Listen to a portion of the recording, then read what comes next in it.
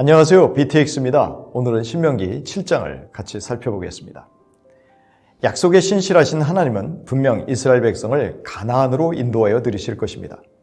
그리고 비록 이스라엘보다 수적으로도 우세하고 더 강한 전투력을 가지고 있는 가나안 족속들을 하나님이 친히 쫓아내실 것입니다. 즉 승리는 보장되어 있다는 말입니다. 하지만 이스라엘 군대는 보장된 승리를 위해서 가나안 7족속과 처절한 전투를 벌여야 했습니다. 하나님은 이스라엘 백성에게 하나님의 사역에 동참할 기회를 주시는 것입니다. 하나님은 분명 가나안 족속들에게 승리하게 하실 때 이스라엘은 가나안 족속들을 진멸해야 했습니다. 혹시라도 불쌍히 여겨서 살려두거나 어떤 조약을 맺거나 특히 서로 통혼해서는 안 되었습니다.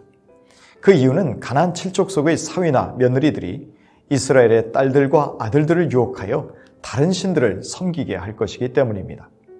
그것 때문에 하나님의 진노가 촉발되어 이스라엘 백성이 갑작스럽게 멸망할 수 있기 때문이죠. 따라서 갑작스럽게 멸망하지 않으려면 이스라엘 백성은 가나안의 제단을 헐고 주상을 깨뜨리고 아세라 목상을 찍고 조악한 우상을 불살라야 합니다. 그런데 왜 하나님이 이스라엘 백성에게 가나안의 우상들을 진멸하라고 하시는 것일까요? 그것은 이스라엘이 지상 만민 중에서 하나님이 특별히 자기 기업으로 택하신 거룩한 백성이기 때문입니다. 그런데 그 특별한 하나님의 선택은 이스라엘이 다른 민족보다 수요가 많기 때문이 아니라 오히려 모든 민족 중에 가장 적기 때문이라고 하십니다. 이와 같이 하나님의 선택의 조건은 다만 무조건적인 사랑이요 이스라엘의 조상들에게 하신 맹세를 지키시려는 신실함 때문입니다.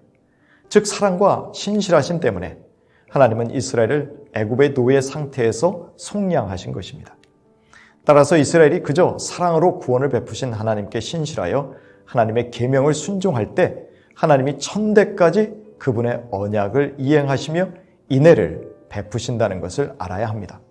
하지만 하나님과의 언약에 신실하지 않고 하나님께 불순종하는 자에게는 당장에 징계하시는 분임을 알아야 합니다. 그러므로 이스라엘은 오늘 모세를 통해서 들려주시는 하나님의 명령과 규례와 법도를 지켜 행해야 합니다. 그럴 때 이스라엘은 주변 민족들보다 더 자손이 번성하고 소산이 풍성하게 되는 복을 받게 될 것입니다. 이스라엘은 애굽인들이 걸렸던 질병에 걸리지도 않게 될 것입니다. 이렇게 하나님이 이스라엘에게 넘치도록 각양 축복을 약속하셨으므로 이스라엘은 말씀에 순종하여 가나안 7족속을 긍휼히 여기지 말고 진멸해야 합니다.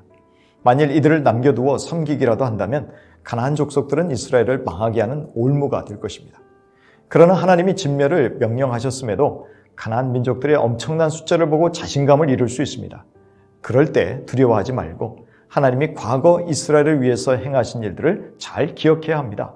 즉 출애굽할 때 하나님의 권능으로 행하신 일들을 기억하라는 것입니다. 왜냐하면 애굽에서 행하셨던 이 모든 기적들을 모든 가나안 민족에게도 그와 같이 행하실 것이기 때문입니다. 게다가 하나님이 왕벌을 그들 중에 보내셔서 멸절을 피하여 남아서 숨은 자들마저 찾아 멸하실 것이기 때문입니다. 그러므로 이스라엘은 하나님의 약속을 믿고 가나안의 강한 족속들을 두려워해서는 안 됩니다. 하지만 하나님은 가나안 민족들을 조금씩 쫓아내실 것입니다. 그것은 황폐한 땅에 짐승이 번성하여 이스라엘 백성을 해치지 못하도록 속도 조절하시겠다는 것이죠.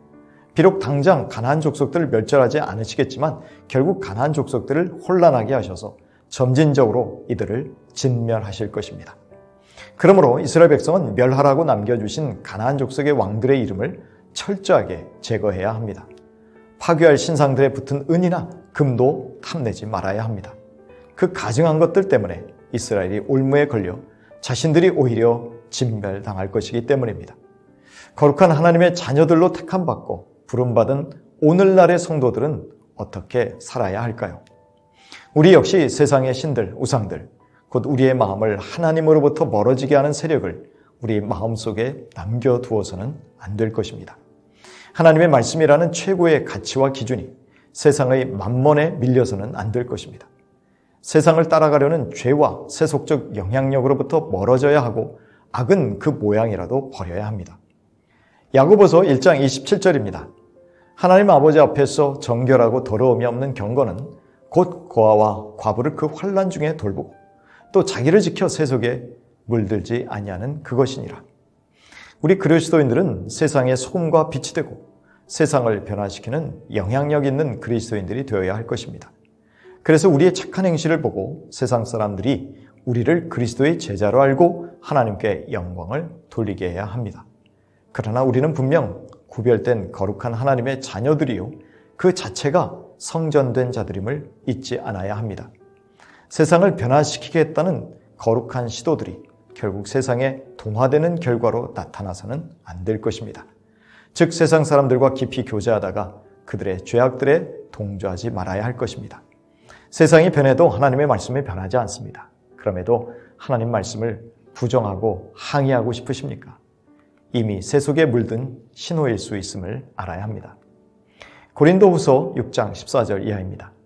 너희는 믿지 않는 자와 멍에를 함께하지 말라. 의와 불법이 어찌 함께하며 빛과 어둠이 어찌 사귀며 그리스도와 벨리알이 어찌 조화되며 믿는 자와 믿지 않는 자가 어찌 상관하며 하나님의 성전과 우상이 어찌 일치가 되리요. 우리는 살아계신 하나님의 성전이라.